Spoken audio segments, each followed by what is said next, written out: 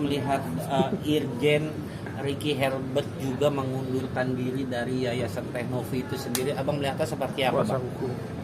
Jadi gini, mungkin dari yang saya lihat kan pasti ada tidak sejalan dengan PLH ya. PLH dalam hal ini Jerry Julian. Mungkin ada hal-hal yang miskomunikasi di situ. Itu bagi saya tidak bisa mengkopas secara dalam, tetapi setiap pengacara pasti memiliki hak ya untuk tidak boleh menolak pencari keadilan atau para klien, dan juga punya hak untuk menolak atau melepaskan hak hukumnya untuk membela kliennya. Jadi saya tidak mau mengkupas lebih dalam apapun itu langkah daripada Pak Ricky, yaitu mungkin dari sisi pribadi dia sebagai seorang profesi pengacara saat ini. Oke. Abang sendiri kan mungkin sebelum Irjen mundur nih, yang baru kemarin dia mengatakan kan abang juga sebelumnya mundur. Ya. Maksudnya udah mengomentari kalau saya mundur nih dari ini gimana sih Bang? Mungkin pengen tahu sebab abang mundur, alasannya kenapa gitu. Jadi pertama-tama alasan utama saya mundur itu karena memang kan pokok perkara perdata itu kan mau jalan tanggal 8. Sudah ada titik temu akan ada mediasi damai dari pihak donatur ya, kemudian yayasan dan Densu.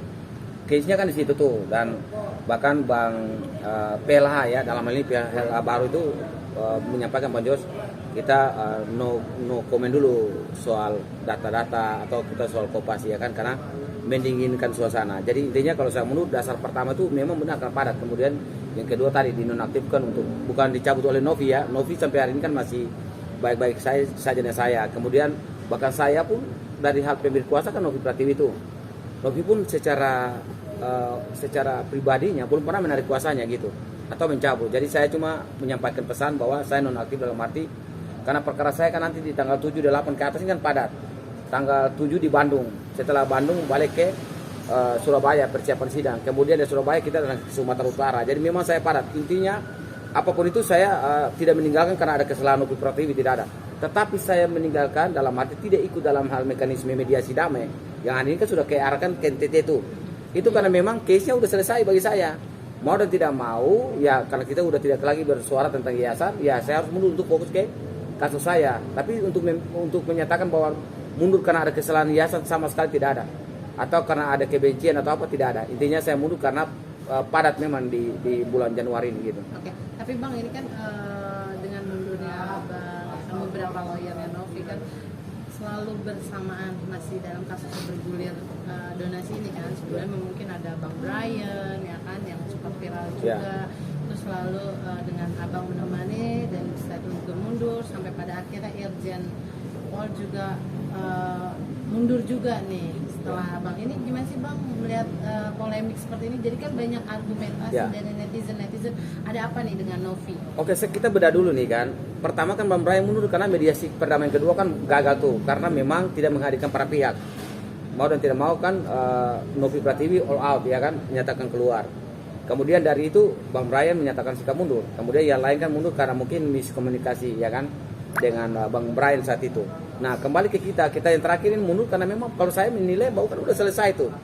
Terakhir kan sudah kita sama-sama tahu bahwa di acaranya Densu ya kan, acara Densu sudah menyatakan bahwa dananya sesuai hasil nutuan diarahkan ke NTT. Bagi saya kalau udah 1,3 contoh disampaikan ke NTT, saya rasa bahwa saya sudah selesai karena para donatur juga mendukung. Tetapi kalau Bang Irjen Paul menolak dengan alasan dengan dasar bahwa itu salah, saya tidak mau luruskan. Tapi apakah itu bagian daripada dibenarkan? Saya juga tidak mau luruskan. Intinya saya karena udah tidak terikat. Tetapi sebagai praktisi hukum, saya melihat apapun itu yang penting jangan menutup mata terhadap para donatur. Saya mau katakan di dalam pasal 53 Undang-Undang nomor 16 ya tahun 21 Junto nomor 28 tahun 2004 tentang yayasan ya. Itu dengan jelas pihak ketiga itu punya peran serta tuh. Para donatur itu punya peran dalam apa? Meminta pertanggungjawaban daripada kegiatan itu. Kemudian mempertanggungjawab tentang hal-hal lain ya untuk bagaimana dana itu diperuntukkan. Itu karena penting, karena pihak ketiga atau donatur ini tidak boleh dilepaskan, gitu. Jadi saya rasa bahwa saya mundur mundur itu bukan karena ada masalah, tapi memang karena case-nya sudah selesai. Saya fokus kepada kegiatan perdata yang saya mau jalan itu aja. Bang, tapi menurut Abang berarti dana ini dilimpahkan ke NTT itu udah menjadi pilihan yang tepat atau seperti apa? Kalau dari sisi pandangan hukum saya, ya, kalau lihat dari sisi pandangan hukum, gini, Satu, dana 1,5 itu si Agus sudah menggunakan awalnya kan, dan ada peruntukan yang salah. Kemudian ada mekanisme mengambil alih. Kemudian Agus mengabaikan surat-surat dari pihak yayasan untuk melakukan penggunaan dana itu, ya kan? Dan bahkan terjadi konflik dalam hal ini lapor saling melapor. Ya, bahkan Novi Pratiwi sebagai yayasan itu dilapor.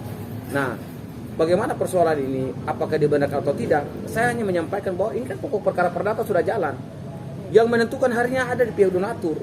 Karena apakah donatur udah cabut gugatan dan tidak, itu menentukan. Karena kalau perkara perdata lagi jalan, persoalan menjadi sengketa, maka puncak persengketaan itu tidak boleh para pihak mengganggu 1,3 miliar tadi. Tapi kalau memang sudah ada notulen kesepakatan antara yayasan dan donatur dalam hal bersepakat bahwa dana mau ke arah kemana, ya itu kita kembalikan ke situ, karena itu pihak itu sudah yang menentukan mau kemana dana itu aja. Tapi sebenarnya abang sebagai mantan kuasa hukum Novi setuju nggak sih bang dana itu dialihkan ke NPT? Kalau saya sebagai praktisi hukum dan mantan pengacara Novi Pratiwi, dan sampai hari ini kan Novi Pratiwi masih komunikasi ya, saya mau menyampaikan kalau sudah ada pihak tadi ya yang sudah menyatakan bahwa dialihkan ke NTT, donatur, kemudian Densu ditambah dengan dalam hal ini yayasan ya, saya sepakat bahwa dari sisi regulasi yang pemahaman saya itu sudah benar gitu, karena udah ada penggunaan dana yang melewati batas peruntukan untuk Agus. Operasi di Jakarta ini kan 200 juta paling mentok tuh, tapi ini ada ya kan penggunaan uang yang lebih. Mau dan tidak mau 1,3 ini kan berkepanjangan.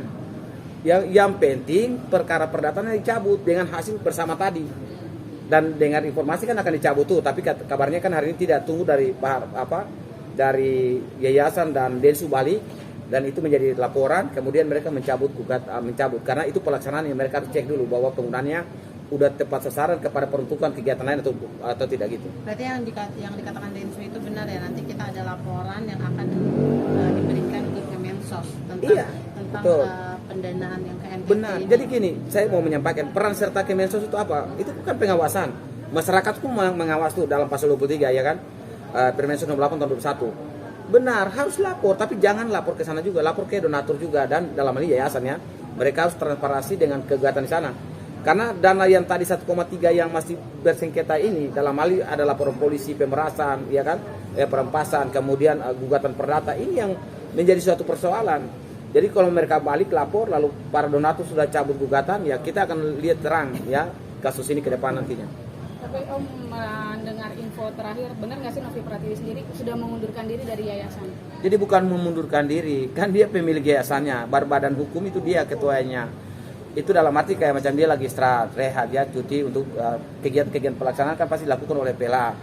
Apapun langkah hukum pasti yang bertanggung jawab pasti PLH gitu, gitu aja. Jadi